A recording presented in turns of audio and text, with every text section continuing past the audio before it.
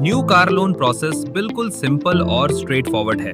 Bajaj finance के new car loan page पर जाइए और check loan offer button tap कीजिए। फिर अपनी पर्सनल डिटेल्स फिल कीजिए, नाम, एज, मोबाइल नंबर और एड्रेस। आगे अपनी कार के डिटेल्स शेयर कीजिए जो आप बाय करना चाहते हो।